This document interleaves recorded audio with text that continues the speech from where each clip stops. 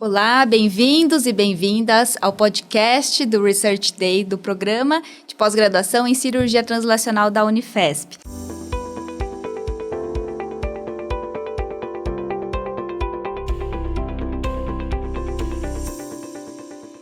Eu sou Amanda Riga, aluna de mestrado do programa.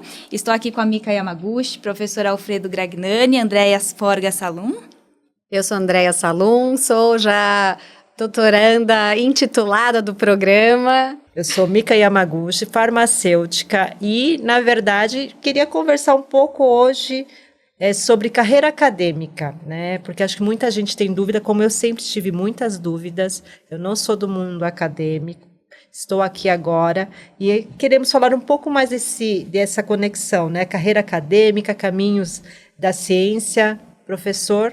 Por onde você quer que comece? Iniciação, eu acho que tem vários, né? Todo mundo tem muita dúvida. A própria Andréia comentou, né? Do lato sensu, do stricto sensu. O que seria uma iniciação científica? Quando que um aluno pode começar? Ou quem nunca foi desse universo, como é que ele entra nesse universo? Quais são as opções? Então, assim, primeiro vamos diferenciar muito bem o que é pós-graduação lato sensu e pós-graduação stricto sensu, né? Lato sensu é especialização, aperfeiçoamento. São cursos de especialização, cursos de aperfeiçoamento. Especialização, você vai poder ter os programas de residência médica ou de outras áreas, residência multiprofissional. Os fellows, né, que normalmente os programas de residência eles têm bolsa, né, do MEC, e os fellows normalmente não têm, né, mas assim, esta é o lato sensu, né? Então, como todos são chamados de pós-graduação, quando você fala só pós-graduação fica complicado. Nós aqui estamos falando principalmente sobre pós-graduação stricto sensu, que ela vai ter os cursos de mestrado acadêmico, mestrado profissional, doutorado acadêmico, doutorado profissional e também o pós-doutorado. Então, todas esses cursos estão inseridos dentro dos programas de pós-graduação nas instituições reconhecidas pelo MEC. Aí vamos começar. Por onde se começa? Óbvio que você começa pela iniciação científica. Então, você pode ter iniciação científica lá na graduação básica, né, durante a formação de educação básica mesmo, mas normalmente quando se fala em iniciação científica, nós estamos falando dentro de qualquer graduação, né, que aqui no caso fisioterapia, medicina, farmácia ou design, você vai ter dentro do curso de graduação oferta de normalmente bolsas, né? Na Escola Paulista nós temos os orientadores, os professores, os docentes, eles têm uma carga de normalmente uma ou duas bolsas de iniciação, que óbvio que ele vai primeiro ter que ter um aluno de iniciação que tenha interesse e que vai chegar nesse orientador. Óbvio que cada um já vai tendo o seu interesse, né? Tem gente que quer mais clínica, então vai especificamente para neuroclínica. Tem alguns que são mais cirúrgicos e vão para neurocirurgia. Tem alguns alunos que já entram na faculdade pensando em fazer cirurgia plástica. Então, vem procurar direto os orientadores da plástica. Então, óbvio que eles não têm muita ideia, ou às vezes eles têm um assunto meio geral, tipo espiritualidade, ele gostaria de pesquisar, e aí, a partir dessa ideia, como é que a gente monta um projeto? Sempre a partir de uma ideia, você vai ter que ir nas bases de dados, né, de literatura, principalmente PubMed, Medline, e outras, né, a latino-americana, a Lilacs, e você vai buscar naquele tema específico com os descritores corretos, você busca o que existe na literatura. Óbvio que você começa do mais atual para o mais antigo e dependendo da quantidade, o volume, você vai pegar o último ano, os últimos 5 anos, se tiver muito pouco, os últimos 10 anos, ou se não tiver quase nada, desde sempre, para você pegar o que tem. E a partir daí você vai saber o que já existe, vai especificar uma pergunta e aí vai para o seu método. Então, basicamente, um projeto evolui disso. Então, iniciação científica é o mais básico, é por aí que a gente começa. Professor, a gente vai chamar de jovens adultos, né? Porque é a turma que está dentro da graduação. Não é difícil, porque para eles, como que eles conseguem chegar, entender o que é uma pesquisa, entender como que são a metodologia de uma pesquisa? Em algum momento, eu não lembro de ter tido isso na graduação. Por mais que a gente faça TCC, né, é engraçado isso. Eu não lembro de eu ter tido do jeito que eu tive depois para mestrado, e piorando muito drasticamente para o doutorado. Como que isso acontece para esse aluno da iniciação científica? Eu não lembro de ter na minha faculdade. Estou comentando por isso, eu não tive. Eu não sei, ou se tinha, eu não estava. Como que é isso? Então, varia de instituição para instituição, né? Quer dizer, a Mica está falando que fez, provavelmente de lá devia ter. Para a gente, na Escola Paulista, existe uma matéria dentro da formação do médico, lá no comecinho, existe. É muito pouco, né? Existe lá uma aula, um período, mas é muito pouco, né? Para você, como foi? Não, na realidade, eu vou falar como que eu vejo a iniciação científica. Na época, fazendo farmácia na USP, eu fui fazer na química industrial, porque eu queria conhecer. Então, a iniciação científica, para mim, foi uma oportunidade de conhecer e ver se aquilo realmente é aquilo que eu imaginava. E eu fui fazer...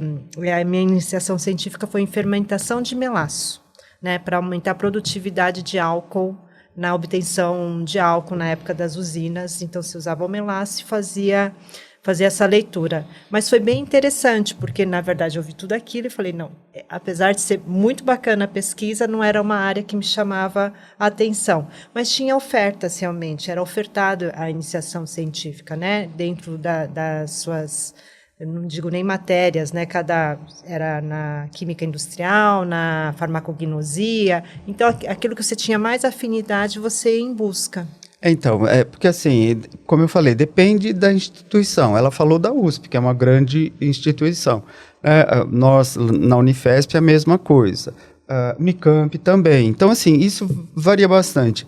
As universidades novas, né, e as mais ricas, elas... por lei ou por portaria do Ministério da Educação, elas são obrigadas a ofertar iniciação científica, tem que ter laboratórios, tem que ter esse desenvolvimento de projetos, né? Isso, para eles continuarem recebendo verba do Ministério, tem que acontecer isso, né? Mas você pega uma instituição antiga como a Escola Paulista, que tem mais de 90 anos, você tem já uma base tão grande e tem as carreiras básicas que normalmente elas são nota 7 na CAPES, né? Então, assim, isso já é alguma coisa que todo aluno que entra, que nem nós temos lá biomedicina, são poucas vagas, acho que não sei se são 20 ou 30 vagas, são poucas, mas assim, todos se degladiam para pegar os melhores laboratórios, porque eles sabem que quanto mais eles produzirem, quanto mais eles forem conhecidos, mais chance eles vão ter de ser contratados ou ser indicados para alguma outra instituição quando finalizarem a sua graduação, né? Então, isso é importante, mas assim, em faculdades que esse foco não é tão grande, vai ser mais difícil. Mas assim, mesmo lá na escola, a gente percebe que às vezes tem um ou outro aluno que não se interessa por nada, e que, ou às vezes se interessa por tudo, mas não consegue escolher uma coisa, e aí vai passando o tempo e não faz nada. Então, é importante você fazer, né? Eu fiz uma faculdade que não tinha esse foco na iniciação científica, não era forte, e eu não fiz muita coisa durante a graduação. E assim, o que a Mica falou, eu sou muito curioso, né? gosto de fazer pergunta e gosto de buscar resposta. Então, eu fui, por isso mesmo que eu saí da instituição, né, que era a Santa Casa, e fui para a Escola Paulista, porque eu sabia que era muito mais forte, né, por isso mesmo, que falando em pós-graduação, quando você tem um título de uma instituição forte, como a Unifesp, quanto a USP, Unicamp, para você disputar um concurso, um cargo, se você tiver a titulação dessas instituições, é óbvio que vai ser melhor visto do que você ter em outras instituições. Então, isso é uma coisa que conta realmente forte. Um ponto que foi colocado aqui pela Mica, pelo professor, que é essa questão da curiosidade, né? E eu vejo muito que é muito a partir disso que vem muito esse olhar de pesquisa mesmo, né? De descoberta sobre determinado tema. Eu vejo muito isso também por mim, né? Eu comecei no design, não tive a iniciação científica, né, como a Mica falou da USP, então instituição particular ali, dentro dessa área das artes, economia criativa, mas sempre tive essa curiosidade também de como servir, né, integrar tudo isso, as metodologias, o olhar do design, em áreas, né, correlatas, trabalhando também na área da saúde. A gente vai juntando essa questão da trajetória, né, acho que é muito essa questão da nossa trajetória profissional com olhar acadêmico, né, porque acho que muitas pessoas acabam dissociando, falando, eu vou para o acadêmico e não estou no profissional. Mesmo a questão do mestrado, né, ou dos programas, falando programas profissionais, programas acadêmicos, não só quem está no acadêmico é para seguir, né, falando assim, a docência, não é, professor? O objetivo que você vai querer com o título que você vai obter vai depender de você, né? Quer dizer, qual é teu objetivo na vida, qual é a tua missão, né? Então, assim, você tem que saber qual é a tua missão, aquilo que te faz bem, né? Porque, assim, você vai fazer o resto da vida. Se você não é uma pessoa que muda toda hora, você vai fazer o resto da vida. E, eu posso falar com o cabelo branco, que já passou bem mais de 40 anos, e, assim, ainda bem que lá no começo eu decidi e faço o que eu gosto, né? Porque você fazer alguma coisa que você realmente não gosta é complicado. Por isso que é interessante você não fazer exatamente... E o que a gente tem visto, né? Com essas diferenciações de gerações que a gente, né? Eu estou acompanhando, né? Cheguei na escola desde 90, então eu acompanho desde lá até aqui as turmas de medicina. E aí eu vejo que foi mudando bastante. E o que as turmas atualmente elas querem, boa parte dos alunos, é ter uma carreira um pouco mais tranquila, com mais qualidade de vida, em que não se mate tanto, não tem tanto aquele objetivo de ambição que tinham as gerações anteriores, né? Então, assim, é interessante a gente, né, ter passado por tudo isso e ver essas mudanças. Mas, de qualquer forma, é importante a pessoa saber o que quer fazer e para onde vai, né? Sim. Como que foi no seu caso, Andréia, esse olhar? Por que você escolheu desenvolver um projeto para essa titulação? Na verdade, vem desde menina. Quando eu era menina mesmo, estudava na escola, eu namorei com um rapaz e a mãe dele era professora titular da USP, da área de bioquímica. Ela estudava doença de Chagas. Eu achava aquilo incrível. E eles eram pessoas que falavam diversas línguas, então foi um meio que eu convivi durante muito tempo relacionado a isso. Mas aí isso foi me levando assim, quando eu entrei na faculdade, eu já sabia que talvez eu iria mesmo para um mestrado e um doutorado, já era algo que eu queria seguir, que foi vindo. E eu comecei a trabalhar com o professor René, e ele falava assim, você vai para o mestrado, e junto dele, dentro do HCOR, onde a gente trabalhava, tinha o professor Camanho, que era da USP, então o doutor René era da Unifesp, o doutor Camanho era da USP. E aí, Andréia vai para essa área acadêmica, Andréia tem que fazer, e eu acabei indo para o mestrado. Não entrei na escola por conta disso que o professor já falou pra gente, a ortopedia estava com baixas notas, e aí o professor René virou e falou assim, não, Andréia, você vai com o doutor Camanho para a USP e vai fazer o mestrado lá. E aí eu segui, fiz todo o meu mestrado na USP, nisso já virou a cirurgia translacional, e aí o René me trouxe de volta e eu fui para a Unifesp fazer meu doutorado. Então foi vindo dessa linha, assim, não saí. E acabei indo mais para uma linha, não tanto da físio propriamente dita, mas indo para uma área bem médica, bem de cirurgia ortopédica. Minhas pesquisas foram bem relacionadas a isso. E aí não saí mais. E agora o professor Alfredo que está me carregando para o pós-doutorado. Então, cada hora é um que está me puxando e eu não... E acabei seguindo. O que eu sempre escutei era... você vai fazer isso para poder dar aula? E uma das coisas que eu mais escutei hoje, quanto mais você entra na pesquisa, mais você vai percebendo isso. Eu acho que quando você faz um mestrado, você está preparado para dar aula, você consegue, você vira um professor. Eu acho que quando você acaba um doutorado, você vira realmente um pesquisador. Então, eu fui para essa área, eu estou deixando uma área clínica e indo cada vez mais para a área da pesquisa. Eu amo estudar, então eu gosto de ler, eu gosto de saber. Essa curiosidade que vocês falaram é algo que vem para mim forte. Mas por que é assim? Então, isso acabou entrando muito forte. Deixa eu só completar uma coisa sobre a iniciação, né, que eu comecei.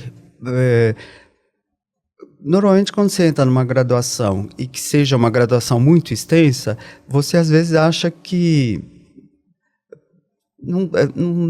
não precisa fazer muita coisa, porque a coisa vai acontecer de qualquer jeito. Sim, você vai se formar de qualquer jeito, mas o que a gente tem que lembrar é que a partir dali você vai fazer concurso toda hora, né? Concurso de residência inicial, que pode ser de uma área clínica, uma área cirúrgica, depois concurso para uma residência específica de uma especialidade e depois, mais para frente, concurso para professor. Então, assim, tua vida vai ser sempre sendo... E quanto mais você se preparar desde o início, mais comparativamente com os outros candidatos você vai estar bem. Então, por isso que a iniciação você deve começar já desde o primeiro ano, sejam uma graduação de 4 anos ou uma de 6 anos, você começando desde o primeiro, você já vai estar entendendo o que é fazer pesquisa, ou a estrutura de um projeto, como escrever, de preferência, publicar isso que você obteve, né? Depois, aí a gente começa o mestrado e o doutorado, né? E você me perguntou, para que fazer, né? Quer dizer, você pode fazer para ir para a indústria, né? Você pode trabalhar na indústria e fazer projetos de pesquisa dentro da indústria.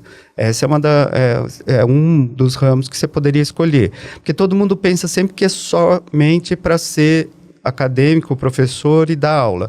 Não obrigatoriamente, mas é óbvio que, né, o que a Andréia estava falando, você sempre vai ser um profissional melhor do que os outros, se você tiver mestrado, doutorado. Por quê? A Mica, que já falou pra gente que ela gosta bastante do ramo da dermatologia, e assim, você vai recebendo um monte de indústria e de artigos duvidosos e que vão te trazendo alguma ideia e você quer colocar isso em prática. Então, assim, se você fez um mestrado, um doutorado, você vai ter condição melhor de saber avaliar aquele artigo, saber o que ele está falando, saber se é importante ou não, se o grupo que publicou era um grupo importante, e aí sim você vai ser um profissional melhor até para atender teu paciente no consultório. Mas é óbvio que ter o mestrado e o doutorado não é para pendurar o diploma no consultório, porque o importante é você estar utilizando esse conhecimento que no Brasil nós temos a sorte, né, do mestrado, doutorado e pós-doutorado terem bolsas, né? O governo paga para você se especializar e você se titular. Não é assim nos Estados Unidos, né? Lá tudo é pago, né? Se você quiser fazer um mestrado, um doutorado em Harvard, você vai pagar e muito, né? Então, eu acho que a pessoa tem que saber para que ela vai fazer, né? E dá para usar muito, ou na indústria, ou nas universidades. Eu vou até colocar uma coisa que acho que, não sei nem se vocês têm ideia disso, mas hoje nos Estados Unidos, para você ser um fisioterapeuta, você vai sair da faculdade com o mestrado concluído. Então, você não sai só com a graduação, você não sai com o bacharel de fisioterapia, você vai sair com o mestrado já. Isso é obrigatório. E mesmo se eu, por exemplo, eu quero validar meu diploma lá, eu tenho que ter um mestrado para poder validar o meu diploma lá. Então, isso hoje já é muito maior do que a gente imagina. E filosoficamente é muito interessante, porque assim, você obriga na graduação a ter o trabalho de TCC, que geralmente é um trabalho menor, que todo mundo coloca lá numa gaveta, esquece e não tem importância nenhuma. Se você fizesse um trabalho melhor e isso já servisse como mestrado, que é a titulação inicial para a carreira acadêmica, você já teria ganho tempo, né? Porque você faz as duas coisas ao mesmo tempo. Eu acho que ainda a gente está precisando mudar essa... Você vai para o mercado de trabalho sabendo ler um artigo científico. Você vai saber como que você vai usar aquele artigo para melhorar a sua prática clínica. Então, você já sai com essa meio formação estabelecida da faculdade. Acho que isso mudou muito. Acho que isso é bem bacana. Eu vou dar um outro olhar, porque eu sou da indústria, né? Eu venho da indústria e vim para o mundo acadêmico. Eu acho que o que é interessante é que, ainda mais hoje, né, que a gente vive num mundo digital e tudo muito na superficialidade, o básico se esqueceu da ciência básica, né? A gente só vê a ponta, né? Principalmente quando a gente olha para a questão de produtos, né? Ativos cosméticos, toda essa área, você olha a ponta e fala, isso aqui serve para isso. Mas como serve, qual é o caminho inverso, não se tem. Então, quando eu me interessei pela área acadêmica, mas sim muito mais para entender e dar um embasamento científico que hoje se faz necessário. Então, quem é da indústria também, quando ele entra nesse universo, ele vê um mundo, eu falo que é um mundo bem diferente. É desafiador, porque dentro da indústria a gente vive num cronograma, numa programação, e vamos embora. E no acadêmico a gente tem que parar, respirar e olhar realmente, né, o que é importante, essa questão da própria validação, de entender. Eu vou ser aqui bem sincera, tive muita dificuldade para entender o que era um método.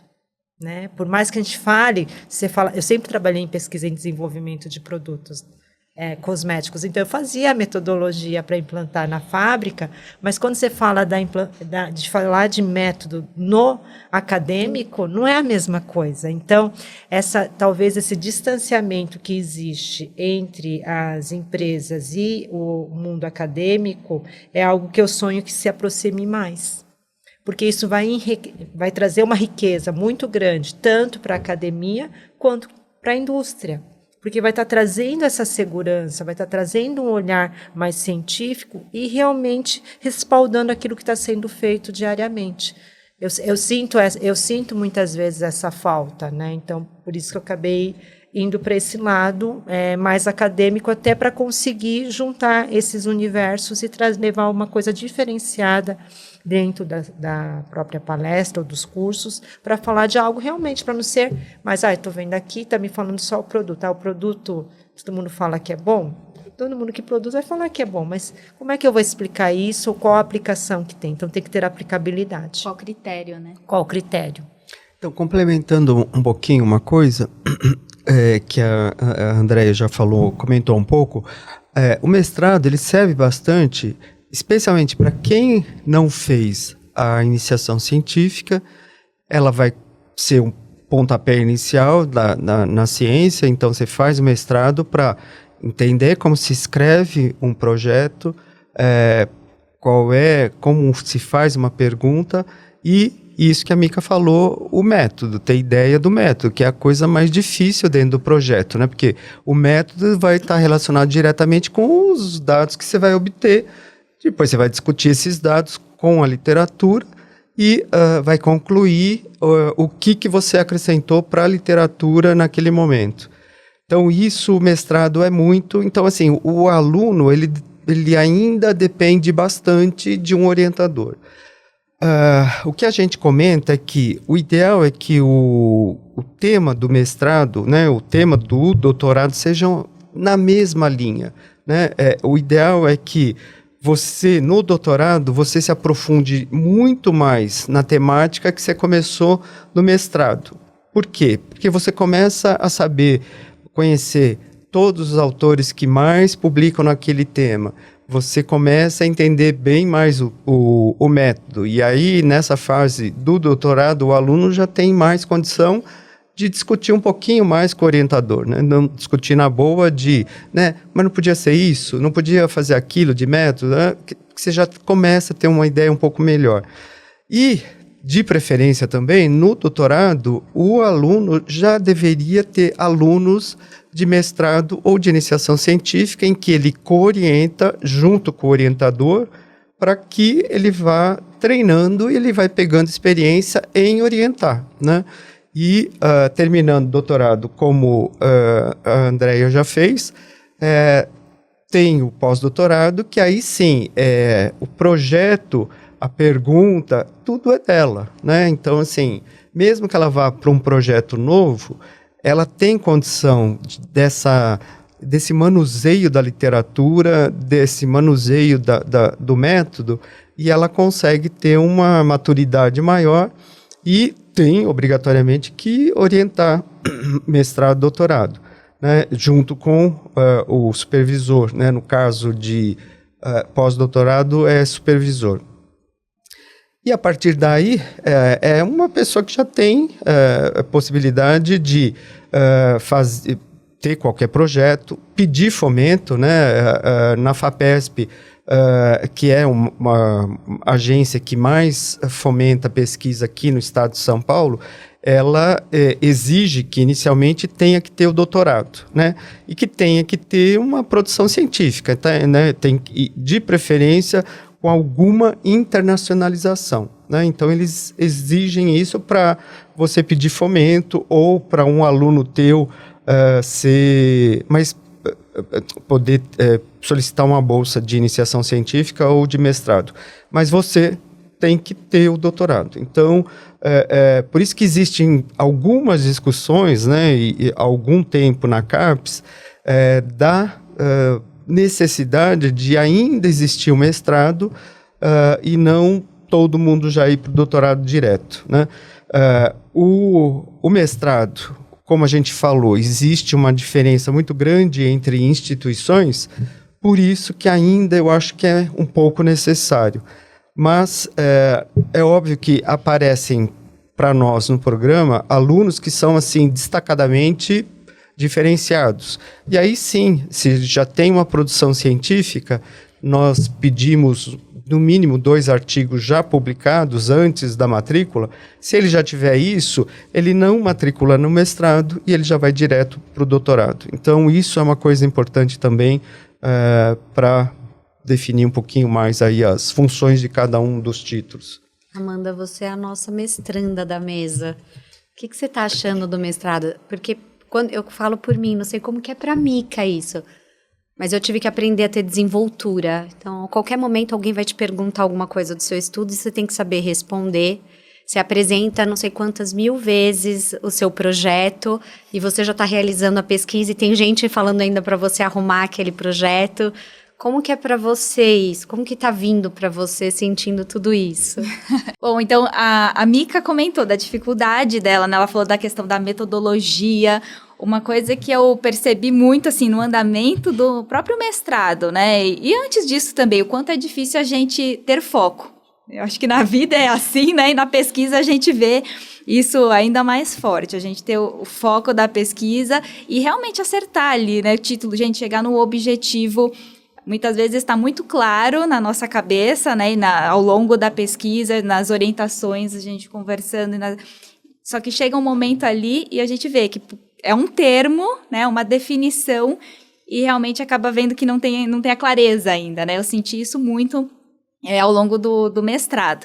Então, são ajustes e que realmente a gente parece que, como a Mica falou, né? A gente vem da indústria, do mercado, a gente utiliza alguns termos, mas chega no acadêmico, chega no programa, para realmente a gente ter esse rigor, né, essa pesquisa e até a escrita, né? A gente precisa desenvolver essas diversas habilidades.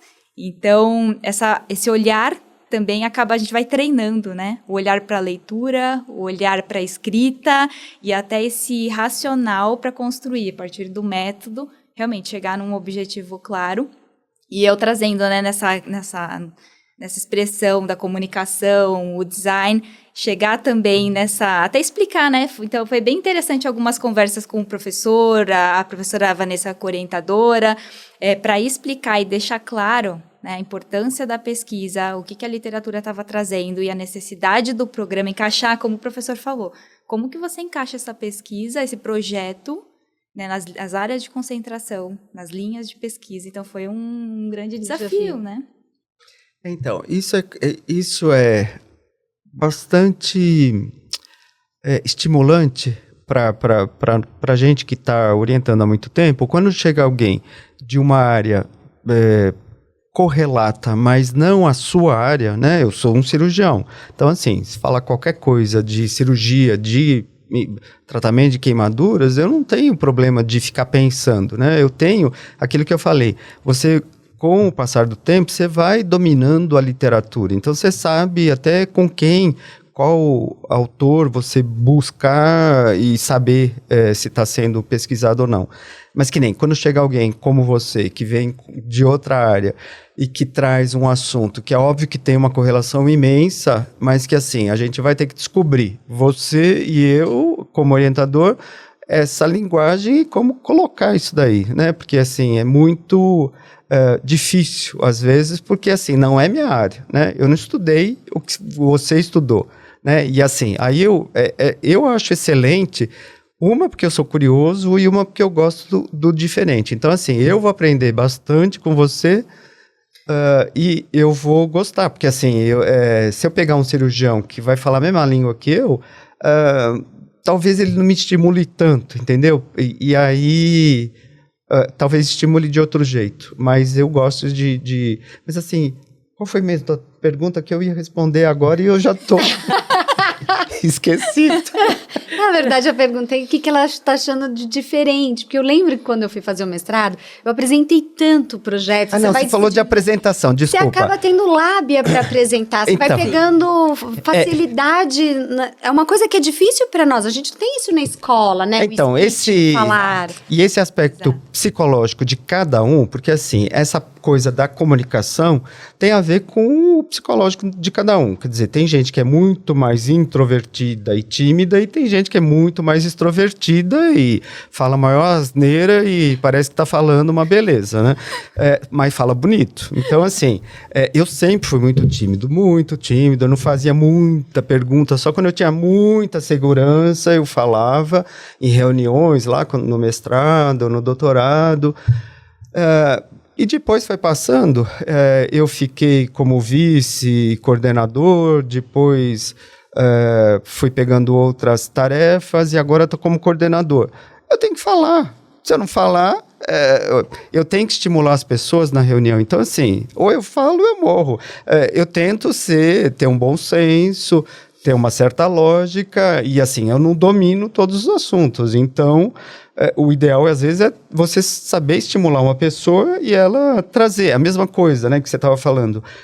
A gente percebe, né, nessa posição, né, que você está lá em cima sozinho. Aí você olha, vê um monte de docente e vê um monte de aluno. O que você tem que ver? Você tem que ver quem se sobressai, quem possivelmente vai ter interesse.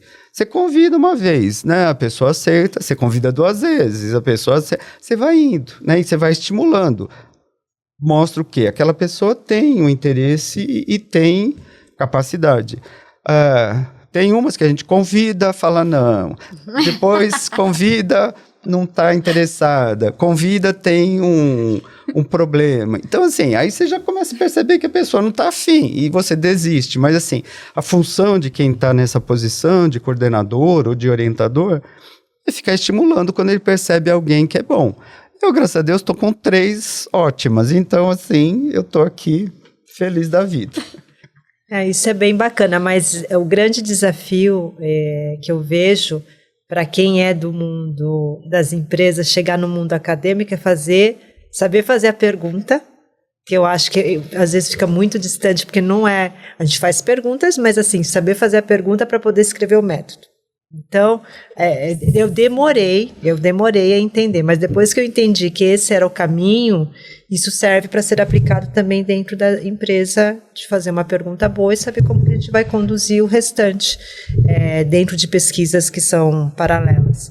Então, isso é muito rico, né? Então, te traz uma visão de fazer ciência com consciência. É bem isso que eu acho que é bacana. Esse é um grande aprendizado que eu trago do mundo acadêmico pro mundo das empresas. Então, a gente está falando bastante, né, de pergunta e de pesquisa.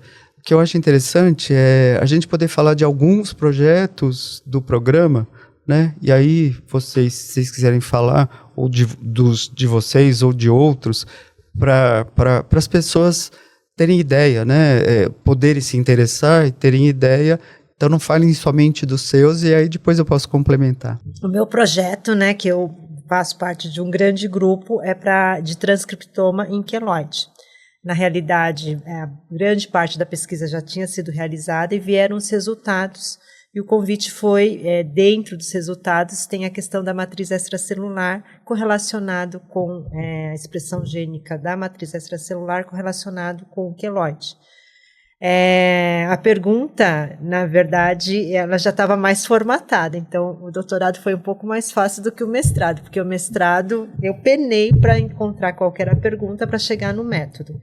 E o que é interessante quando você faz parte de um grande grupo, né? Apesar de você falar, tá tudo pronto, não tá nada pronto, porque cada um vai interpretar de uma forma aquele dado que chegou, e dessa forma você vai fazer a discussão e o resultado. O estudo, na realidade, é a leitura do transcriptoma, então da expressão gênica do queloide de lóbulo de orelha, e o meu foco, né, foram mais de 20 mil genes, ficaram 76, e desses 76, 10 direcionados à matriz extracelular. Então, isso faz com que você vá se aprofundando dentro de um tema que é vasto, e a gente escolheu a questão da matriz extracelular. E em cima disso foi desenvolvido, né? Foi feita a revisão de literatura, foi feita todo o método também em cima desses dados, e a discussão e a conclusão. Então, esse caminho foi mais curto do que do mestrado. Cada um tem o seu caminho. Na verdade, o meu mestrado, eu acho que foi até mais fácil a pesquisa, porque a ideia tinha sido diferente, mas eu acabei tendo muito viés no meu estudo, porque eu acho que eu ainda não entendia muito do que era uma pesquisa, eu não tive uma iniciação científica. E eu acabei tendo essa dificuldade. Então, meu mestrado foi fácil, mas publicar toda essa parte já foi muito mais difícil, porque eu tive que consertar muita coisa do trabalho já pronto, eu tive que acabar arrumando. No doutorado, já foi diferente, foi uma maneira diferente, não vou falar que foi fácil. Eu comecei com uma pesquisa, estava toda ela acontecendo e veio a pandemia. E aí meu trabalho foi por água abaixo por conta da pandemia, e eu tive que iniciar um novo projeto. E aí que foi a grande dificuldade, porque eu tive que aprovar tudo de novo na CEP, o Conselho de Ética tinha que passar porque eu estava mexendo com dados humanos, então não tinha como eu escapar disso. E até isso ser aprovado, o meu trabalho saiu de 4 variáveis para 17 variáveis no total que eu fosse avaliar. Então, minha pergunta mudou muito ao longo do trabalho inteiro, porque quando eu acabei de coletar tudo, e aí que tinha que ir para o estatístico, eu falei, e agora? Eu vou perguntar o quê com tanto dado que eu já levantei, né? Então, essa foi minha grande dificuldade para o doutorado, assim, toda hora tinha um novo dado que eu precisei coletar. Mas a pesquisa acabou ficando muito interessante, é um trabalho que está bem legal, então foi mais fácil. Já agora no pós-doc, acabou que o professor Alfredo está me trazendo uma ideia totalmente nova, que foi isso que ele falou. Eu estou saindo da minha zona de conforto, do que eu estudo, e indo para uma área maior. E pela primeira vez a gente vai fazer um trabalho, está tentando fazer um projeto que a gente vai ligar 2 áreas diferentes, que é a ortopedia com a plástica. Então é um trabalho que vai acabar virando translacional, literalmente. Mas ele ainda está encaminhando, assim, ainda está nos seus primeiros passos para acontecer. Então Legal. É isso. Eu comecei, né, a proposta inicial ali do projeto como comunicação da ciência, comunicação científica, né, e utilizando o design para isso, esse olhar do design. E como estamos falando aqui, né, no desenvolvimento parece que a gente vai modelando para ter mais clareza, chegar na melhor pergunta, né, na pergunta ideal ali com base na literatura, parece que é um universo, né, que vai se abrindo ali na pesquisa. Então, o foco inicial estava ali nos eventos científicos do programa, né, e nós direcionamos, porque em literatura nós vimos o quanto que a comunicação das universidades, tanto internamente, o impacto externo também, era um dos impeditivos para se conseguir parcerias internas e externas, né, o reconhecimento institucional.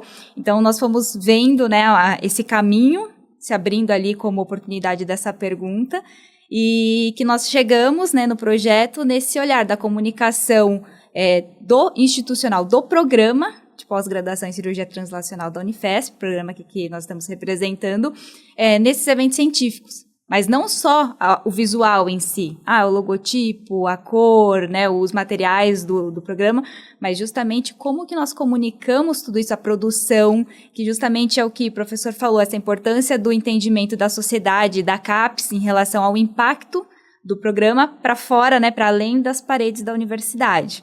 Então, nós fomos ir ao encontro até de Sucupira, que nós estávamos trabalhando ao longo desse ano, o quanto que essa comunicação ela é importante. Então, a pergunta acabou sendo direcionada realmente nessa comunicação do programa, né?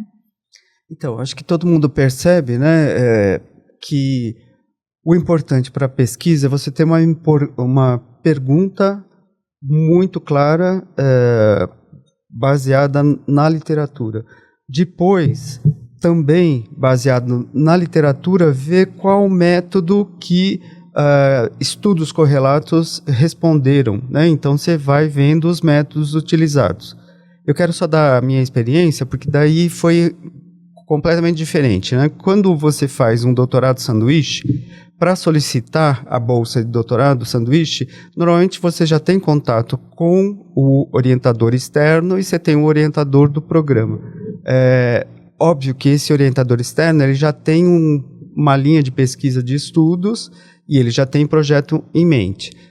Mas para solicitar para a CAPES, você precisa montar um projeto. Então, eu montei um projeto com uma metodologia não muito bem desenvolvida, porque eu peguei da literatura, né? Porque eu não tinha experiência.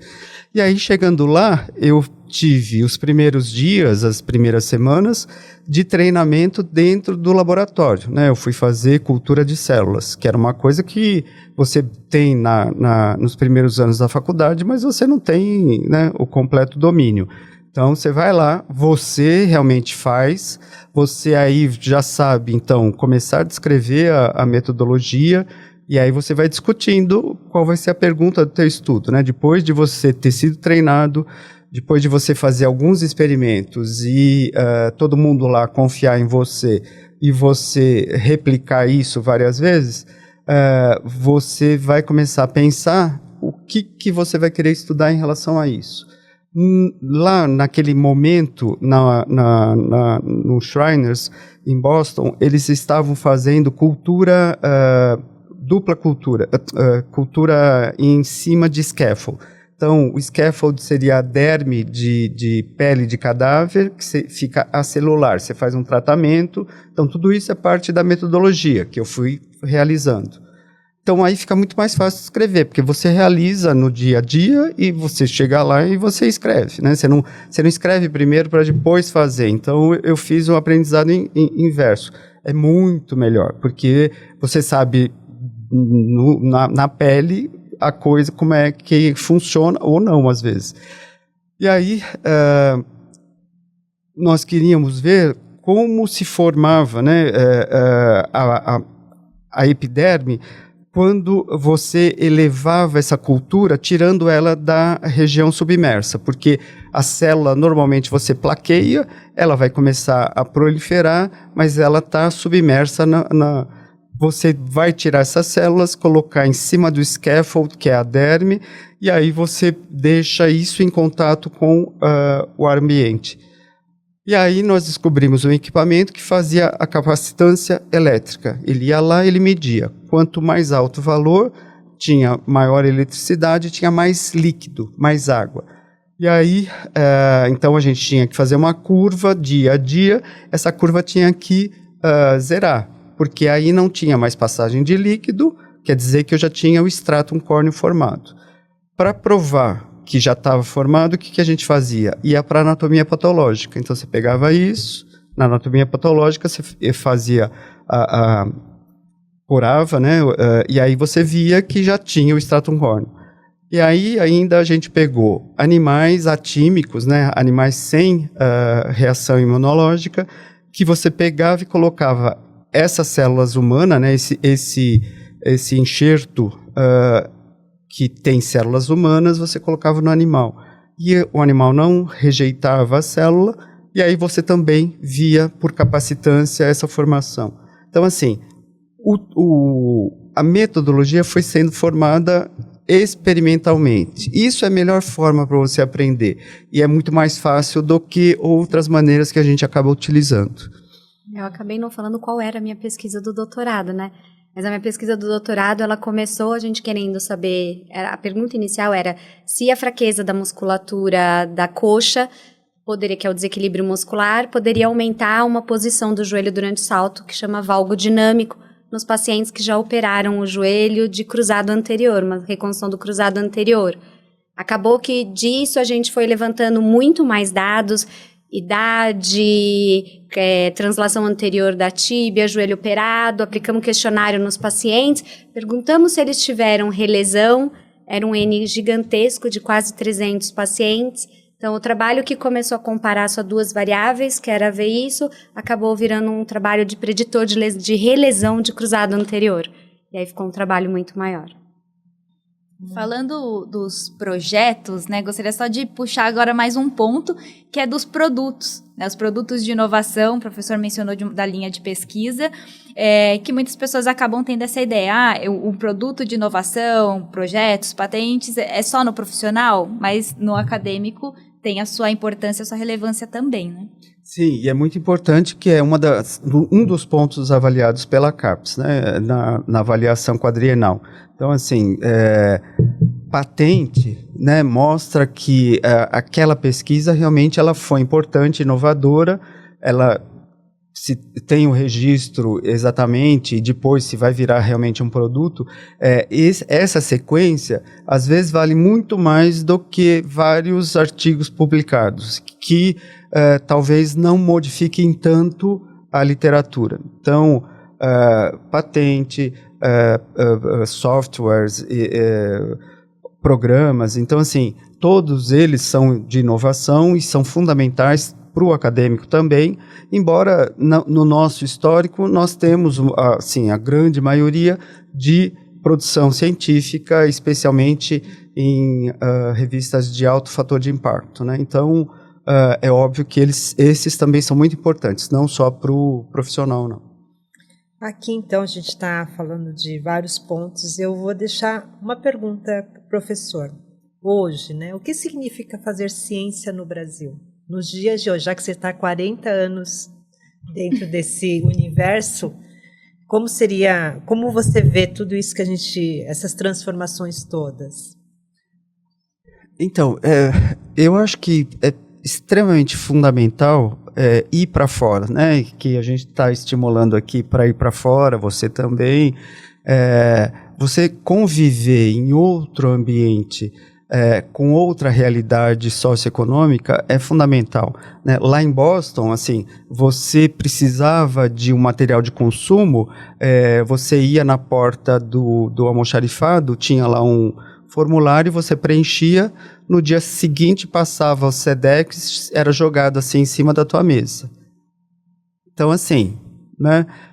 Então eles não têm essa dificuldade é óbvio que aqui é outra realidade, né? Então é difícil fazer pesquisa, quanto melhor a instituição que você tiver, mais condições você vai ter infraestrutura, você tem que ter um local para fazer, né? Nós temos um local no prédio de pesquisa, né, para fazer a pesquisa de expressão gênica, e nós fazemos em parceria com outros professores de outras áreas.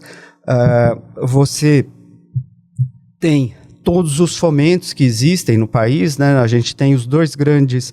A CAPES, ela é uma grande fomentadora para vários tipos de projetos específicos, mas ela principalmente gera recursos humanos, dando tantas bolsas de mestrado, doutorado e pós-doutorado.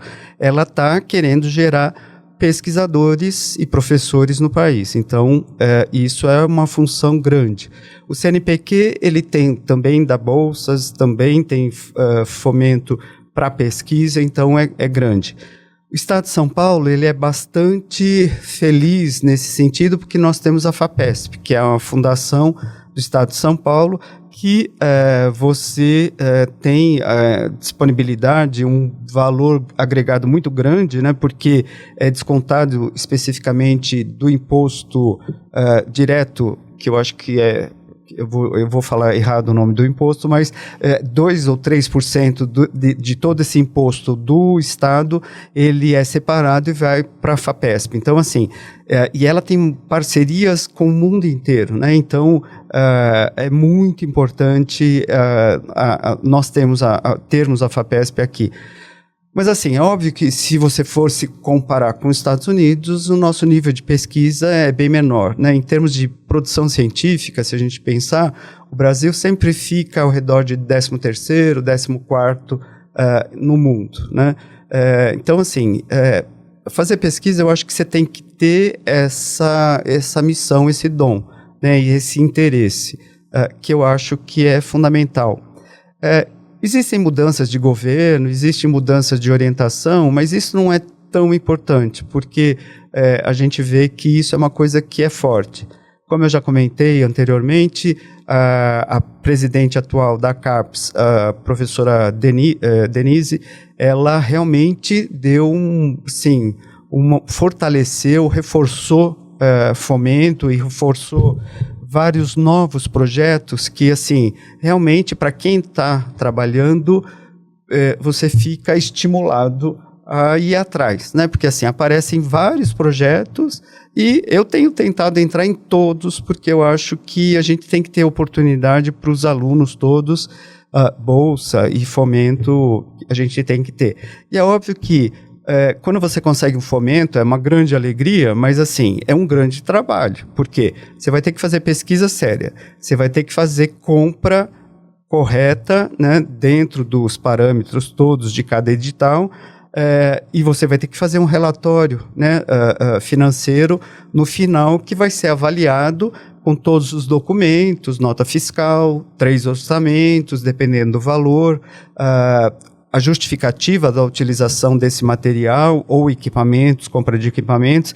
Então, assim, para o pesquisador é um trabalho maior, né? Então, mas eu acho que a pesquisa tem que ser feita assim. Então, eu acho que existem muitas pessoas abnegadas, interessadas e muito importantes, que eu acho que a pesquisa no país tem crescido por causa disso. E eu sou feliz por estar incluído nesse meio aí.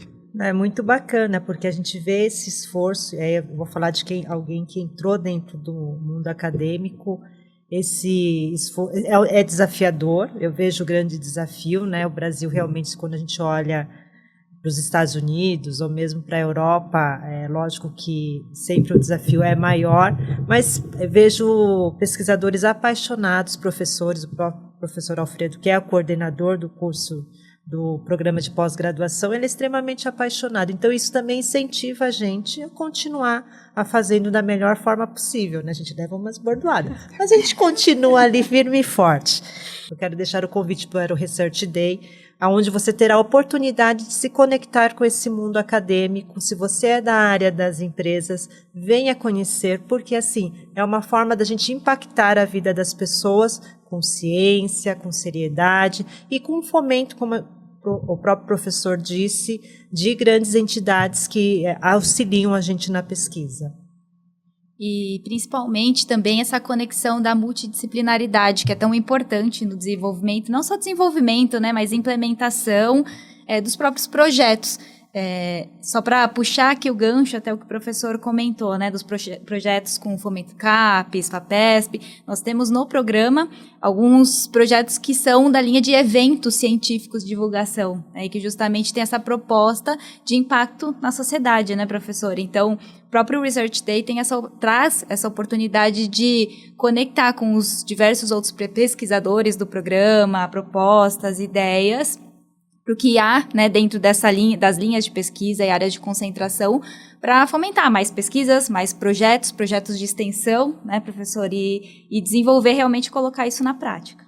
Só complementando isso que ela está falando, é importantíssimo a gente ter um impacto na sociedade. Isso é uma coisa que conta também muito na avaliação quadrienal, porque assim, não adianta nada fazer uma pesquisa maravilhosa, conseguir publicar numa revista extremamente difícil e bem, um alto fator de impacto, mas assim, que isso não vai mudar absolutamente nada. Então, assim, algo que mude o protocolo de um tratamento, algo que modifique uma doença, né, como a Mica falou, o queloide, ele tem um tratamento difícil porque ele ainda é meio desconhecido, é multifatorial, então se a gente consegue melhorar o tratamento descobrindo alguma coisa a mais, esse impacto na sociedade é muito mais importante.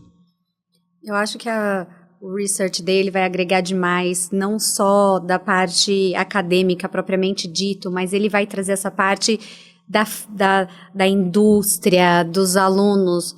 Quando a gente fala que isso tem que levar para a sociedade, hoje para você publicar um artigo, uma das principais perguntas que vai ter, que os revisores vão mandar para você é qual é a relevância clínica, como que isso vai melhorar a clínica de quem for ler o seu estudo. A pesquisa não é feita para a gente, ela é feita para a sociedade, para melhorar a sociedade. Desde o começo, quando o professor falou das ODS, que são os Objetivos de Sustentabilidade, é tentar fazer o mundo ser melhor. É com a pesquisa tentar melhorar o que a gente pode promover para uma melhor sociedade. E isso começa com o Research Day, com pesquisas correlacionadas, com internacionalização, com trocas de ideias. Então, eu acho que vale muito a pena. Bom, a grande lição que eu acho que ficou, o grande recado, na verdade, que para ser um pesquisador temos que ser curiosos. Então, tenho a curiosidade de vir conhecer o programa de pós-graduação de cirurgia translacional da Unifesp. Fica o convite e agradeço a todos pela atenção.